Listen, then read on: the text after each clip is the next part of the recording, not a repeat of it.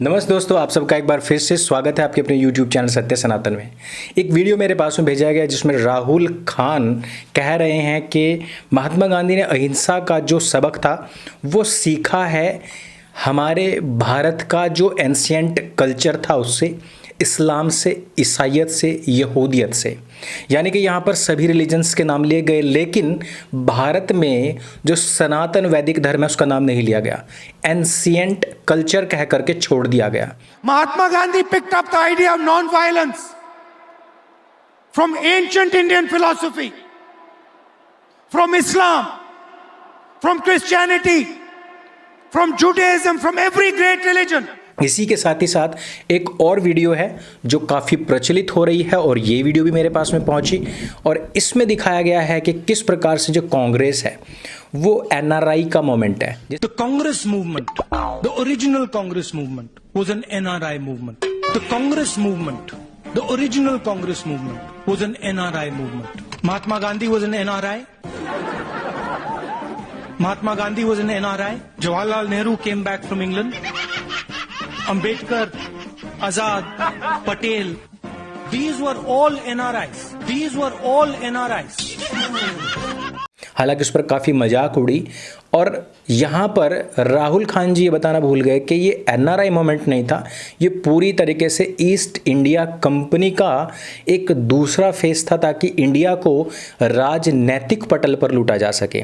इसकी स्थापना A.O.. Hume ने की थी और ये जो स्थापना थी ये मैकॉले के दिशा निर्देशों पर की गई थी और ये जो स्थापना थी ये इसलिए की गई थी ताकि लोग सशस्त्र विरोध ना कर सकें और जो रियासतों पर बैठे हुए लोग हैं उनको कहीं ना कहीं हम एक राजनीतिक लाभ का एक लालच दे करके उनको फंसा सके और वो स्थानीय जो उनकी रियासतें हैं उनमें उठने वाले जो विद्रोह हैं उनको दबा सके। ये बहुत कटु असलियत है कांग्रेस की। लेकिन जो आज का हमारा विषय है वो ये है कि चलो हम मानते हैं, मैं बिल्कुल बुरा नहीं मानता हूं कि राहुल खान जी ने सनातन वैदिक धर्म का नाम नहीं लिया और मैं इसमें भी बिल्कुल कोई मुझे शको शुबा नहीं था और ना ही मुझे कोई आश्चर्य है कि राहुल खान जी ने यहाँ पर इस्लाम का, ईसाइयत का खुल कर के नाम लिया है। वास्तविकता यही है कि राहुल गांधी कोई नाम नहीं है, इसलिए उनका अपने रिलीजन्स की तरफ झुकाव होना लाजमी है। लेकिन ये भी आप समझ लीजिए कि हिंदुओं से और सनातन वैदिक धर्म से उनकी जो नफरत है वो खुली हुई है। अब बात करते हैं कि भाई क्या वास्तव में इस्लाम से कोई भी अहिंसा का, शांति का पाठ ले सकता है? मेरे पास में एक आर्टिकल है और इस आर्टिकल के ऊपर बोलने के लिए भी आप लोगों ने मुझसे कहा था। ये जो आर्टिकल है मैं आप लोगों को पिन कमेंट में इसका लिंक दे रहा हूँ। इस आर्टिकल को पूरा का पूरा आप वहाँ पर पढ़ना और इस आर्टिकल में यहूदियों ने ही, जी हाँ यहूदियों ने ही, ये जो पेपर है ये इज़राइल का है और ये यहाँ पर लिखते हैं then we have India the official estimate number of Muslim slaughters of Hindus is 80 million, 8 crore के आसपास है। हाउएवर मुस्लिम हिस्टोरियन फरिश्ता, एक फरिश्ता हिस्टोरियन हुआ है जो कि एक मुस्लिम ही हिस्टोरियन था और जो कि 1570 के आसपास हुआ है। इसने लिखा है अपनी एक किताब में और उस किताब का नाम है तारीख फरिश्ता। ये इसमें किताब में लिखता है कि Muslim slaughtered over 400 million Hindus up to the peak of Islamic rules of India, bringing the Hindu population down from 600 million to 200 million, यानी कि 40 करोड़ लोगों की हत्या, स्लॉटर्ड, पूरी तरीके से जो नरसंहार जिसको कहते हैं, 40 करोड़ लोगों की हत्या केवल अपने पीक टाइम में की है, ये फरिश्ता कह रहा है। और इसी हिंदुस्तान में आज उन्हीं बहुसंख्यक हिंदुओं की वोट खा करके 60 साल तक इस देश के ऊपर एक छत्र राज करने वाले कांग्रेस का उपाध्यक्ष और पूर्व अध्यक्ष और स्वघोषित आगामी चुनावों में प्रधानमंत्री पद का उम्मीदवार ये बात कह रहा है कि हमारे महात्मा गांधी ने इस्लाम से शांति का सबक लिया। अब आप खुद सोचेगा कि इन लोगों का जो बौद्धिक स्तर है वो कितना निम्न है। मैंने बुरा नहीं मानता कि इन लोगों ने कहीं पर भी ये नहीं कहा कि हमें सनातन वैदिक धर्म से अहिंसा का या सत्य का सबक मिलता है, जबकि हमारे धर्म के नियम में ही सत्य और अहिंसा है। जो हमारे धर्म की परिभाषा है उसी में सत्य और अहिंसा है, उसका नाम नहीं लिया। लेकिन इस्लाम का नाम लेकर के यहाँ पर और यहूदियों का साथ ही साथ नाम लेकर के यहूदियों की तरफ से ही क्या क्लैरिफिकेशन है उसके बारे में बता रहा हूँ। ये 40 करोड़ लोगों का जो आंकड़ा है बकौल फरिश्ता 1570 में जो अपनी किताब में लिखता है, वो केवल मुसलमानों के यहाँ पर राज का केवल पीक टाइम है। इसके बाद में ये पेपर बहुत सारे आंकड़े देता है और उसके साथ ही साथ वो बताते हैं कि किस तरीके से इस्लाम द रिलीजन ऑफ जिनोसाइड है, ना कि रिलीजन ऑफ पीस। और ये पूरे आंकड़ों के साथ में यहाँ पर आए और इन्होंने एक एक चीज़ को बताया।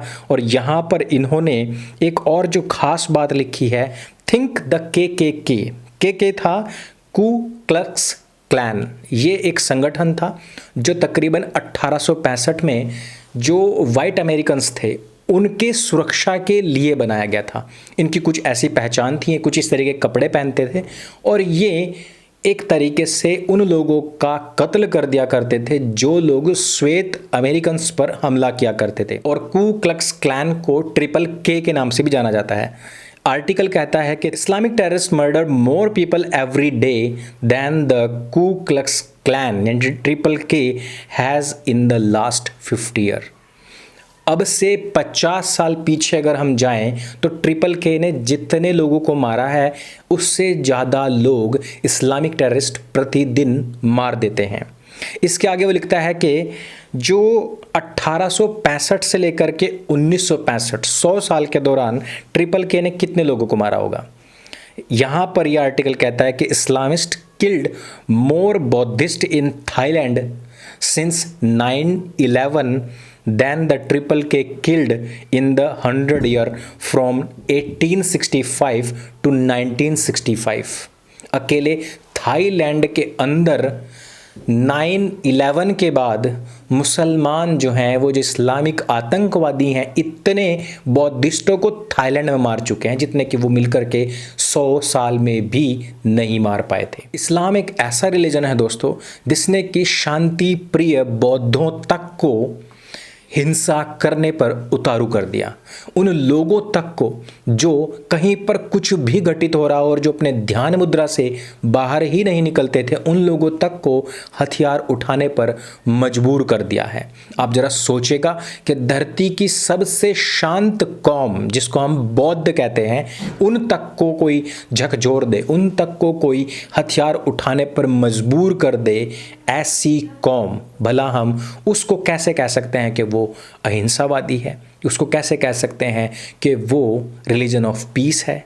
इस बात को यहाँ पर क्लियर करता है ये आर्टिकल। जो सेक्टेरियंस का जो कॉन्फ्लिक्ट था जो 36 साल तक चला था उसमें इतने लोग नहीं मरे थे जितने कि 11 सितंबर को जो मुसलमानों ने जो हमला किया था उसमें इतने लोग मारे गए थे। इसके आगे वो कहते हैं कि आप लोगों को ऐसा लगता होगा कि जो कैपिटल पनिशमेंट है जिसको हम मृत्युदंड कहते हैं यूएसए में वो कुछ ज़्यादा ही क्रूर है। तो उसके बारे में भी आप सुन लीजिए। The 9 Muslim hijackers killed more innocents in 2 hours on September 11th than the number of American criminals executed in the last 65 years. 65 साल में, गत 65 वर्षों में इतने लोगों को कैपिटल पनिशमेंट नहीं मिला है जितना कि उन लोगों ने 2 घंटे के अंदर कत्ल कर दिए थे। ये कुछ ऐसे आंकड़े हैं। इसके बाद में अफ्रीका के बारे में बताते हैं, स्पेन के बारे में बताते हैं, पूरे यूरोप के बारे में बताते हैं और इंडिया के बारे में ऑलरेडी बता चुके हैं। यहाँ से हमें पता लगता है कि किस प्रकार से उन्होंने क्रिश्चियंस, बौद्ध, हिंदू और यहूदियों का तो इतना ज़्यादा कि जितना आप सोच भी नहीं सकते। जैन, हर रिलीजन के ऊपर उनका इतना कहर, इतनी बर्बरता, इतनी क्रूरता और इतना नरसंहार उन्होंने हर एक रिलीजन का, चाहे वो यहूदी हो और चाहे वो यजीदी रहे हों, हर एक के ऊपर इनका कर्ज है, लेकिन वो सारे मिलकर भी इन लोगों को कभी भी ऐसा पनिशमेंट देने की सोचते तक नहीं, क्योंकि उनको हमेशा यही लगता है कि इन लोगों के बीच में भी कुछ मासूम रहते हैं, कुछ ऐसे लोग हैं जिनकी कोई गलती नहीं है। और कई बार इनके देशों के हमले का जवाब देते हुए जब इन देशों पर हमला होता भी है तो भी हमले रोक दिए जाते हैं, ये सोच करके कि इसमें भी जो मासूम नागरिक हैं वो मारे जाएंगे। लेकिन दोस्तों, मैं आपको पहले ही बता चुका हूं कि जिन लोगों की 1400 साल पुरानी सोच इतनी खतरनाक हो कि जिन्होंने केवल अपने पीक टाइम में, केवल और केवल पीक टाइम के वक्त में ही 40 करोड़ हिंदुओं को मार डाला हो, ऐसे वक्त में जब उनकी आती हुई हुकूमत थी और जाती हुई हुकूमत थी, और आज भी अगर हम देखें, अगर हम सब के सब आंकड़ों को मिलाएं और सारी की सारी कौम जो इनके हाथों से मरी है वो तकरीबन जाकर के 500 करोड़ से ऊपर की पड़ती है। अर्थात इस धरती पर यदि कोई सबसे ज़्यादा नरबख्शी, क्रूरतम रिलीजन है तो वो कौन सा है? नीचे कमेंट करके मुझे ज़रूर बताइएगा। और क्या आपको नहीं लगता है कि बौद्धिक दिवालियेपन से ग्रसित कांग्रेस के इस उपाध्यक्ष और पूर्व अध्यक्ष को उठा करके बाहर नहीं फेंक देना चाहिए? क्या आपको नहीं लगता है कि मैकॉले के द्वारा, ए.ओ. ह्यूम जो जिसके इशारे पर काम करता है, उसके द्वारा स्थापित इस पार्टी को उखाड़ करके फेंक नहीं देना चाहिए? और क्या इतनी क्रूरतम रिलीजन को, शांति का मजहब बताने वाले व्यक्ति को उखाड़ करके नहीं फेंक देना चाहिए? नीचे कमेंट करके मुझे ज़रूर बताइएगा। जानकारी से अगर भरपूर यह विषय आपको लगे तो सबके साथ में शेयर अवश्य करें। मेरे संग बोली सत्य सनातन वैदिक धर्म की जय। जय हिंद, वंदे मातरम।